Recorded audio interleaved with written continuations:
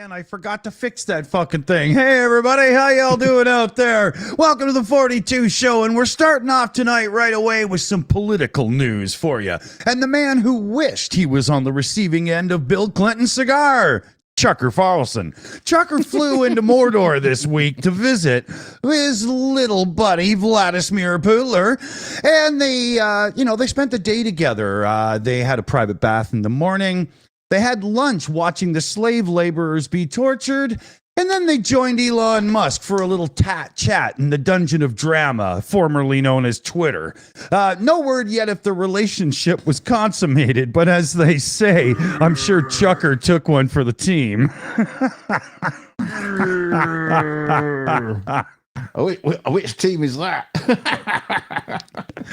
Oh, I'm not sure, actually. I don't know if I want to know. But, welcome to the show. Let's get things going. I think Dunk's going to start us off with something, but I'm not even sure I got them in order. I was pretty rushed getting this going today. So, let's see what image he brings up when he gets done. Yeah, exactly. So it's good news. It's good news for the flat earthers out there. It turns out you were right. You were right all along. Kind of right. Well, sort of right, but in a small, relatively short period of time of the Earth. But you were right. A scientist may have found proof that the Earth used to be flat. Look at that. Planets form from rings of dust. I'll give you a bit of background here. So planets form from rings of dust and gas surrounding stars, and that's called protoplanetary disks. Scientists reckon this happens when dust particles stick together and combine into larger objects until they grow into planets. A less likely theory is that the protoplanetary disks cool down and turn into lumps that form the planets we know today. This is a much faster process and is known as disk instability. So Dr. Stamilatulos, he's ran a supercomputer simulation to determine exactly how our planet might have formed, and found that if the disk instability theory is true, planets don't grow outwards evenly. They turned into oblate spheroids, pretty limited to Smarties. But apparently these are just simulations for the time being. So watch out, flat earthers. Keep up with the news, and you'll be celebrating. No doubt you'll be taking whatever this guy says as an absolute grain of truth and saying, well, obviously, the Earth never changed shape. It stayed this way all along. I don't know, but it does mean you're going to have an up part of the Earth and the downside of the Earth, unfortunately. So it'd be flat on both sides. Yeah, gravity remains. I'll leave that one for you guys to figure out and debate about. Oh man, enjoy the moment, flatties. That's going to go through the flat Earth community like wildfire, like a dose of salts. Yeah. Oh yeah. Yeah, humans evolved when it was still in smarty mode. Oh, it's going to be crazy.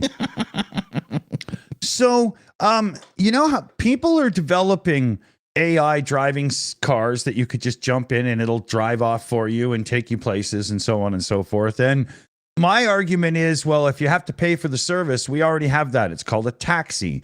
So here's another one. Yeah. Depending on your... But so here's another one I put in that category. Is this needed or just good research that leads to other things? But AI-powered robot guide dogs are being developed for the visually impaired.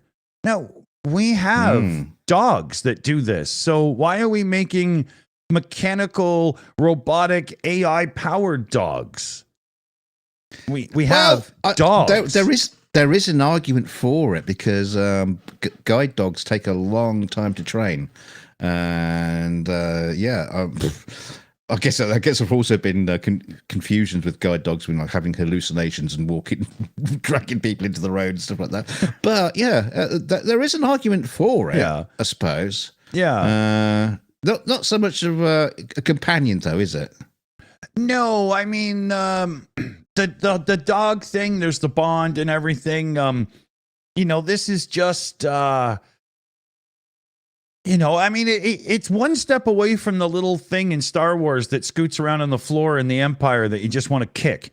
I mean, people wouldn't, like a seeing eye dog gets respect from people. This would just be like, oh, did you just come back from Japan? It would take a lot more for society to accept this weird thing, right? People naturally like, oh, there's a dog there. Whereas this would just be, why is this children's toy screwing around and almost tripped me? Well, there's also the argument is like, why does it have to be? If it's going to be like that, why does it have to be a guide dog? Exactly. Why can't it be just like an AI Segway that you just plonk the blind person in this can on wheels, and it will just drive them around for them? Yeah, exactly. That's the point I was getting at, is why the dog? You could do more with it, right? But here's a good reason for it though. Back to seriousness, because if you are waiting on a guide dog, there's usually a waiting list, and so in that time, in that period, you do not have a guide dog. So this could be a great stopgap while you're waiting for your guide dog to be trained, and you can get your guide dog. This will both not only will you can wait for the trained guide dog, but it will also train you in the use of a guide dog. So it might work hand in hand. It might be a good idea. That's a pretty good point. Hey, sometimes I make them. Yeah, it's rare, but it happens, Put the flags up. Yeah. But not as rare as this person making a good point. Yes, apparently aliens will descend on Earth within the next decade, according to a former West End star whose career suffered because of his beliefs. Glenn Carter, dun, dun, dun. Glenn Carter is the president of the British Raelian movement. I'm not even sure I'm pronouncing that right. But the UFO-inspired religion was set up by former... What? UFO-inspired religion. Yes, was set up by former French race car journalist Claude Verhaen. I don't know. Anyway, he changed his name, probably my sake, to I'm sure his mother forced him to, Yeah, after he claimed to be visited by aliens in 1973, he said an ET descended from a craft in the sky to tell him that all human life was created by aliens from space as a scientific experiment. Rael claims that the alien messengers asked him to become the messenger so he could tell the people of Earth what he had learned. Of course, sweetheart. These teachings eventually struck a chord with Glenn, who became a Raelian when he stumbled upon one of Rael's books called The Final Message, which while rehearsing for Saturday Night Fever at the London Palladium. As one does. What the hell? Well, you can tell by the way I use my walk, I'm an alien. Yeah. So, he later became president of the British Raelian movement, something which he has damaged his acting career, no doubt. He said, my damage has been, my career has been damaged, and I won't allow it to happen to my co-Raelians, which include doctors, a neurobiologist, midwives, several artists, actors, musicians, some students, housewives and house husbands, social workers, businessmen and women, and, upsettingly, a government official. To name but a few professionals who are following this mad belief. It's probably Boris. Apparently, they say we were created using genetic science and DNA. Well, I think the two go hand in hand. We are the original creations of Elohim, and they observe us and have done so throughout history.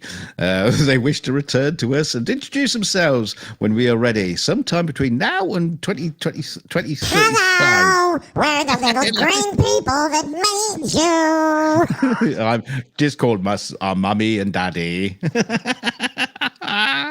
They say the Iranians want to build an embassy on Earth for their imminent arrival. A place would be where leaders can meet and share knowledge. Well, they can do that in a roller disco. They don't need an embassy for crying out loud. Thought they were called sandwich shops, Yeah, Beta Pubs. He said he was initially skeptical of the philosophy, no doubt, but he said the more he read, the more the writing made sense to him. Yeah. Do you know the Earth is flat, mate? Oh, we're talking about it, but but embracing it publicly, he caused his acting career to slide, despite having an impressive CV for his roles in Broadway and West End productions. Oh my God! Yeah, but he hopes it will all be vindicated when the aliens arrive on Earth in 2035. By which time he'll be too old to do acting anyway. So sod it. Who cares? You know, he's set the date at the right amount so that he has enough time to gather good funds and then go, well, I don't know, and then just go retire. He's explained that negative publicity also aids us in this goal somehow, so we are not frightened by this. However, if we are correct, then possibly one day everyone will follow our philosophy, as it will be seen as the truth of our origins, which means that human beings are the truth of creation, not a god or mythical force, but human men and aliens. Yeah, and aliens. Yeah, so, okay, mate. Okay, Glenn Carter, we have a message for you from somebody who has actually flown the stars. Your intellect is as weak as your dollar.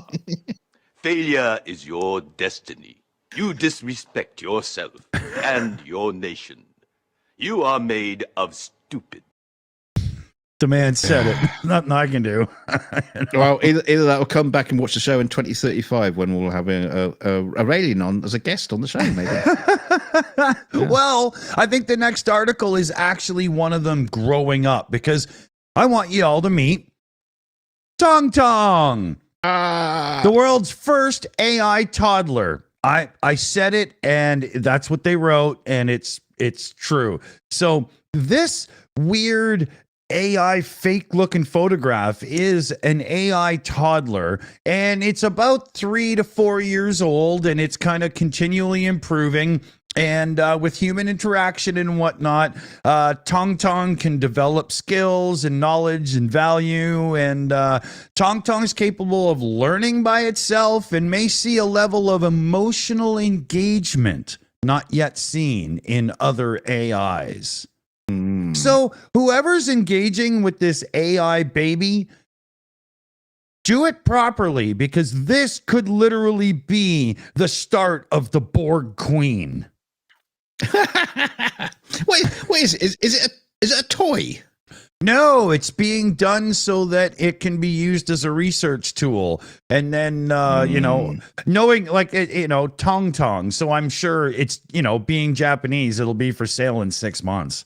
Yeah, probably with accessories that you can. Yeah. I'm just not going there. Oh no! Oops. Yep. Let's leave that one aside.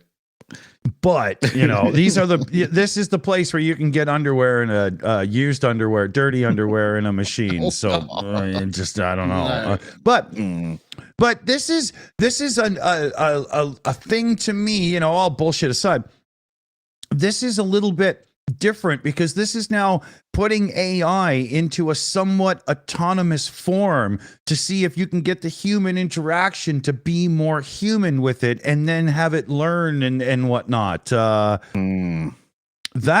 changes the game in some ways, because now it's just not frat boys on ChatGPT saying, hey, let's see what Laura Croft would look like doing this. You know what I mean? I wonder what an AI toddler is like when it throws a tantrum.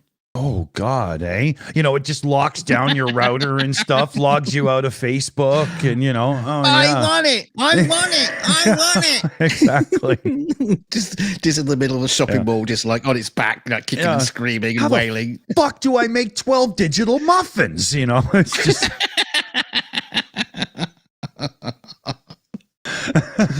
Oh, can't wait. Yeah. So I think this is really funny. So let me bring the picture up first. Tell me what you think, guys, in the chat. Campaigners have called for the renaming of the Midget Pub, dubbing it offensive. Some 700 people would ask for the change by signing a petition, even though the boozer is originally named after a car. Aberdeen, Oxfordshire saw the construction of various models of the MG, including the Midget, in 1929 until 1979. In 1974, the Magic Midget Pub opened, and its name was shortened to just the Midget in 2000. Well, we just call the MG Midget. We call them a midget. Yeah, simple as that. Yeah, exactly. But protest organizer and lecturer in disability and education at Liverpool Hope University, Erin Pritchard, said the pub chiefs should recognise the offence of the term and its implications. Well, actually, Erin Pritchard, I take your offence to your name, which has taken the piss out of the name Richard. Yeah, exactly. In front of it, like saying you're Pritchard. Yeah, that's offensive. She also added, midget is a derogatory word used towards people with dwarfism. It's a term derived from the word meaning midge, sorry, it's derived from the word midge, meaning gnat or sandfly, which is dehumanizing. Well, it's not dehumanizing. It's a gnat or a sandfly. How can that be dehumanizing? It's not a human. Yeah, it's a fly. Stop dehumanizing flies. How dare you people. insecticide someone or size or. That sounds like a new kind of workout, insecticides. Woohoo! Well, we got a super chat saying let's change the name to Cracker Barrel too. Well, now I actually want suggestions of what the name of this pub should be, and I've got a few ideas in a minute. The origins of that car come from a freak show terminology, which is disableist hate speech and flouts the Equality Act. Get off your fucking horse! Oh my God! Yeah. Noted that the owner, Green King, has great opportunities to celebrate the area's car-making history by using a more appropriate name, such as Riley or Austin Healey. Riley, well, we use that word for a completely different term. Yeah, people think it's just a public bathroom for on the highway. The fuck? However, Green King said, as an inclusive business, we want everyone to feel welcome in our pubs. With this in mind, and given the negative connotations, we are assessing the current name. So they're going to call it Shut Up Bitch. The Shut Up Bitch, yeah. The whining bint. Yeah. Crusty Panties made us change it.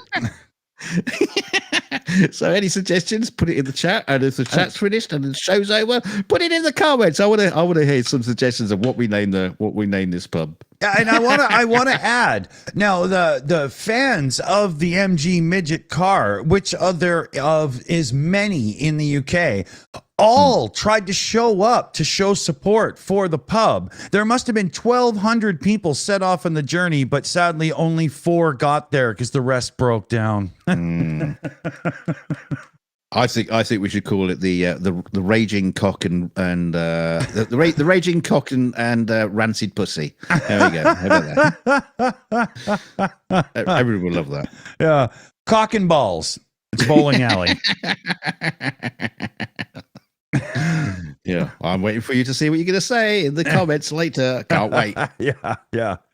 So, let's say you build a really deep hole in the earth. And after you've dug all the good stuff out, what do you do with these deep holes? Well, somebody's actually figured out a good use, and it's called a gravity battery.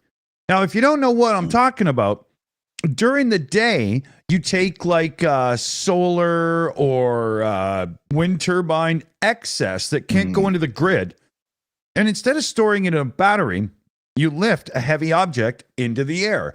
And then when you need the power, you let the heavy object go and it spins a real, a couple of pulleys, massive rotations and stuff, and it gives back the energy. Yeah, as a generator. I love it. I love the concept. It's brilliant. Yeah, there's a company somewhere or other, and they got these cranes, and they're lifting these massive blocks, and it works really well. Well, these guys are turning the big shafts that go down into gravity batteries, and these are massive shafts. So this is a great use of an old mine, right? Because what else are you going to do?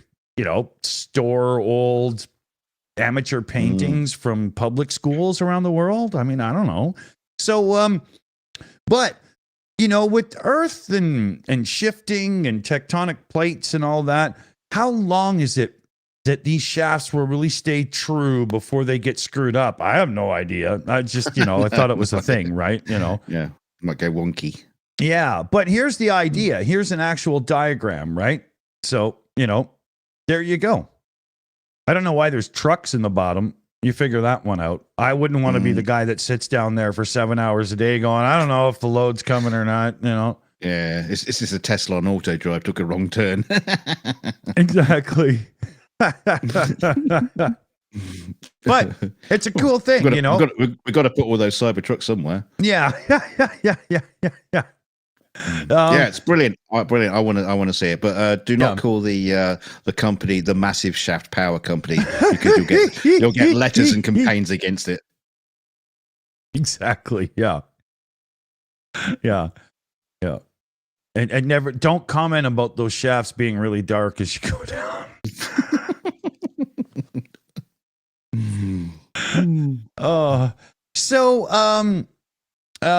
When you think of crybabies, you think of celebrities, right? So do I. Of course. They always are, yes. Tay says that's a no-no. A student who tracks the private jets of celebrities says Taylor Swift's lawyers have threatened to sue him for sharing her flight information online. Jack Sweeney uses publicly available data to track the takeoffs and landings of planes belonging to the wealthy and post them one day later. Yeah. The tracking amounts to stalking, says Swift's lawyers. In 2022, Twitter banned Mr. Sweeney after Elon Musk accused him of sharing his assassination coordinates. The champion of free speech? You kid me not. No. Yeah. He doesn't need assassination coordinates. You just get him a Tesla. He'll be dead in minutes. Swift's lawyers have issued a cease and desist letter to Mr. Sweeney, a 21-year-old student at the University of Central Florida, demanding that he stop sharing the location of a private jet. The letter, issued in December, says that the information poses an imminent threat to the safety and well-being of Taylor Swift, calling it a life or death matter for her. It cites numerous stalkers she has dealt with within her career, and says the data gives criminals a roadmap to carry out their plans on this publicly available data that anybody can get hold of anywhere. Those typical criminals who really can't be bothered to do the research and just go to to Twitter to find out the location of their target. They just can't be bothered these days, can they? Assassins have really lost their way.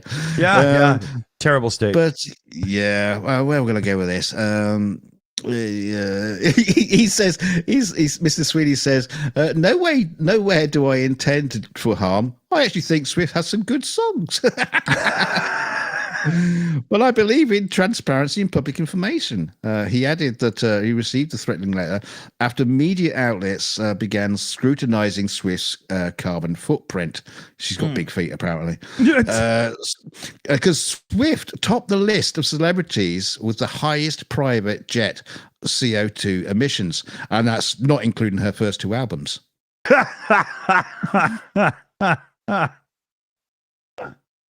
Yeah. So Tay says no. Yeah, they were carbon copies of each other, so it even goes deeper. Hang on, that's good for the aroma, isn't it? I don't know if it's taking or submitting. Yeah. I'm not sure. We're going to lock CO2 into Taylor Swift's albums and save the planet. Yeah. So everybody get rid of those things. Bury them. Oh God. Okay. Here, I'm gonna skip ahead a minute because this is I had no idea this was a thing. So what would you do if you were uber rich and just kind of, a little bit sick of mingling with, plebeians? Yeah, exactly. You build a huge wall that's actually a city. This is real. Yes. Right now, let me scroll down. And it's not going to play that because I won't let the ads come through. So, fuck you. Yeah. But look at this. right? Oh, this is the mega project. Yeah. Yeah, this is what the deal is. Its structure will be 105 miles long, 500 meters high, and 200 meters wide. So it's kind of like a skyscraper that fell over, and they just kind of fixed it and shifted the thing. But they're figuring it's going to be in the billions, and to build a city that can fully support itself and accommodate up to 9 million people. Yeah, and here's another thing. It'll have its own. Should point out it'll be in Dubai, so there won't be a pub in all those. Yeah, what a waste of space. But it'll be huge like that. It'll have a marina down there. You see how they got water access and whatnot. And yeah, they're calling it. It's a title that is for the ages and creativity. It's called The Line. Yeah, that's a line. Yeah, and here's some construction photos. Like, they are actually doing this. Like, it's not just, here's what we would like to do, give us money. It's, we have the freaking money. We're going to start now. Yeah, but who's going to want to live there? I have no idea. See, why did they use this? Probably has something to do with Jehovah's Witnesses and printing books. I don't know. Why do they do the same thing but build a wall around Mexico, the borders with that? And you can have the Mexicans on one side and the Americans live on the other side. It'd be lovely. And everybody can live together in harmony. All right, Trump will build one, but it's just wide enough for a few lawn chairs and a barbecue. You can pass tacos through the holes in the wall and stuff like that. Yeah. They'll hire Australians to man it because they love barbecue, right? So yeah, this is crazy. That's separatism at its best, Can you imagine it has like an airport on the top, and whatnot? Oh, it'd be crazy.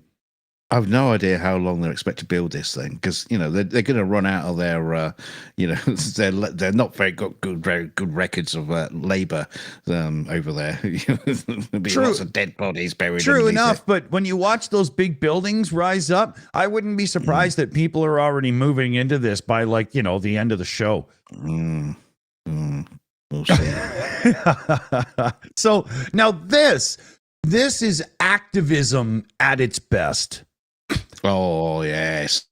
Animal rights organization PETA, otherwise known as Petty, urged the largest amusement ride manufacturer in Kansas to end production and sale of animal-themed carousels. Children learn through play, and teaching them to have respect and compassion for all living, feeling beings can help create a more just and merciful world. PETA President Ingrid Newark, otherwise known as Uptight Bitch, said in a press release. Upchuck.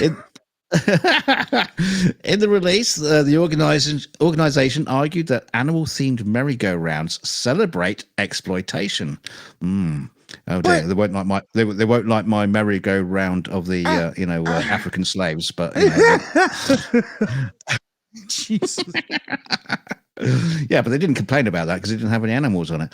I paid them well. Yeah, they say instead produce figures in the shape of cars, airplanes, spaceships, bulldozers, and other vehicles, all of which are high pollutants and teach children to destroy the planet through CO2 emissions. Peta. Yeah, so teach them to use the things that are killing the things you're trying to save. Like, it's so dumb. People that own horses spend proper money taking care of them and stuff so they can enjoy time with them and riding them and stuff. This only teaches people or children that you ride horses. I mean, it's not like they have a ride where you walk around stepping on endangered frogs. Fuck. Oh, hang on. Let me write them down. The Peta president said that the different shaped carousel objects would engage children's imagination of more whimsical designs like shooting stars, rainbows, or brooms, or sorrow. Animals used for rides and other forms of entertainment, including camels, horses, elephants, and dolphins, are confined and in servitude, never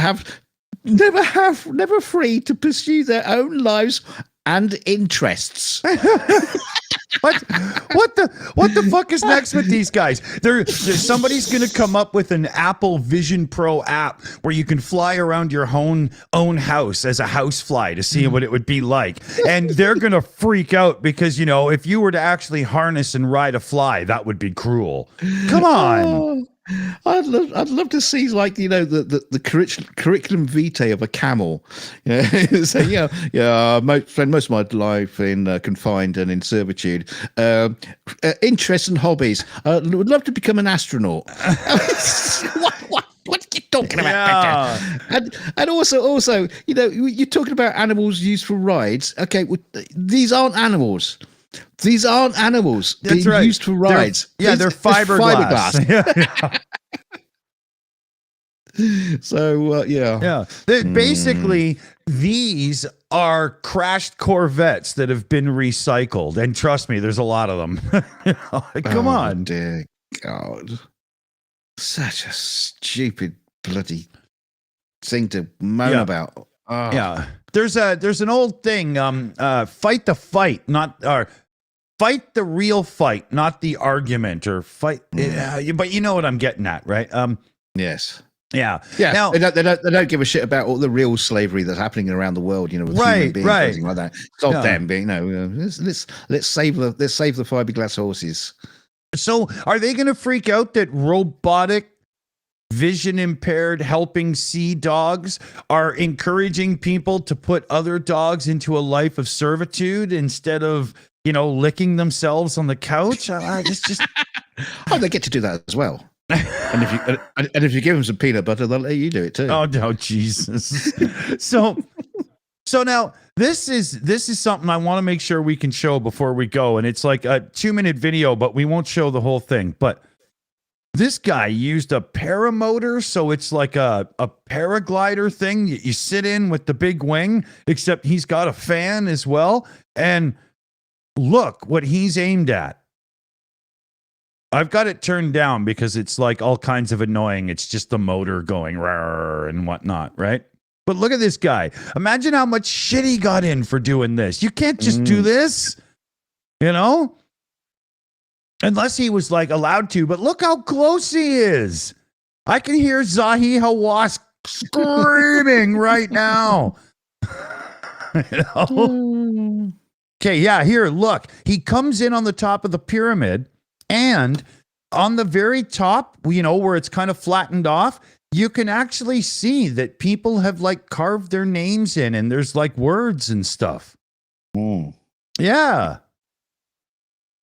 It says, warning, paragliders above. Yeah, exactly. Yeah. Be careful. There's an antenna up here. No landing. Yeah. Okay, yeah. And see, here they show you here, there's a cool shot of him over the Sphinx. Look, it looks like there's a little plug in the Sphinx head where you could fill it up with flat earth like Smarties. And just to tease the conspiracist out there. And there's one down here. See, that's the top of the pyramid. And you can see, look, it's like carved up. It's, there's stuff on it. Vandals. Yeah. So I'm going to check it out between now and tomorrow's show. So if I can see if I can find out if this guy got himself in proper, shit, because I'm guaranteed that there's Egyptian officials losing their shit, right? Oh yeah, Okay, so let's see here. Is this like the running of the bulls for those that are French? Yeah. Yes. First appearing in 1914, the Course de Garçon de Café, the waiters race, is being held on March 24th for the first time since 2011, 4 months before the city hosts the Olympic Games. It's the hang on, let me do it right. It's the rebirth of the legendary race, says Dan Lert, one of Paris' deputy mayors and chief of the French's capital water authority, Eau de Paris, which I could have sworn was a deodorant or something. I thought that was a toilet that backed up. But he's stumping up 100,000 euros in sponsorship. The waiters will wear white shirt, dark trousers, and an apron, and they each bear a tray with a croissant, a coffee, and a glass of water over a 2-kilometer route through the tight medieval streets of the Marais district. The 200 contestants will start and finish the race at the City Hall by the Seine River. The waiters race was originally started to highlight this French style of service. These establishments are envied the world over. Yeah, sure. This Parisian way of life. Ooh, smelly. And there's Nicole Bonnet-Olage, another deputy mayor responsible for the business. Oh, God. We want the Olympic Games to give a positive boost to the profession of restaurants and waitering, he added. What they should also do is have like an Uber Eats moped Grand Prix as well. Come on, let's bring it up to date. Yeah, who can get through the Arc de Triomphe with 3 pizzas on the back of a scooter and still deliver it warm? There you go. Yeah, yes, and deliver it through the Arc on a paraglider. Yeah, that'd be cool. Get that guy to do it. That's what Amazon should be doing for its aerial delivery. Never mind drones. They need dudes with those things so that, you know, when you look up, it's like dudes doing cool maneuvers and, you know, and oh, yeah, you know, that'd be pretty cool. I could get with that. With a smoke trail from their ankle. Yeah, you get the Santa Claus effect. They land on the roof and then guy pops down to your door and says, here you go. I hope you needed these tampons. Yeah, but what are you talking about? He won't come to your front door. He'll just drop them. Yeah, down the chimney. Stop. It's winter. You got a fire going. Boom. Damn, that was the bog roll, dude. Where's my new puppy? Yeah. That was half an ounce of grass, you bastard. Oh, dear. Okay. Well, he's going to cough for the next 20 seconds. We've got left. Yeah, I know. I was just going to say we should say thanks for joining us, everybody. And we will be doing our big thanks and all in the credits. So good night for now, fellow babies. Good night. Boom.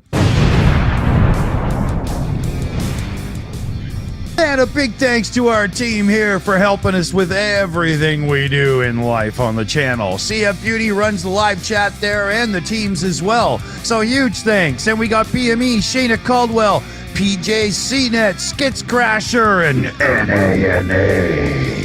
So thanks, everybody. Couldn't do it without you. Thank you so much, everybody, all the super chatters and donators to the channel, because it really helps to keep those things running around here, and it keeps Dick in, cough medicine, because he's obviously a coffee bastard. Don't forget to like and subscribe to the channel. You must be a subscriber because you're here, and if you're not, subscribe, you silly bugger, so you don't want to miss all the other shows. And don't forget to share the channel, share it out, climb the pyramids, and scroll the shills across the top of it so everybody can see. All the paragliders can anyway, but if not, you can join the Discord and meet us there and talk shit there too. So until next time, you buggers, stay shilly. Night, everybody. Bye.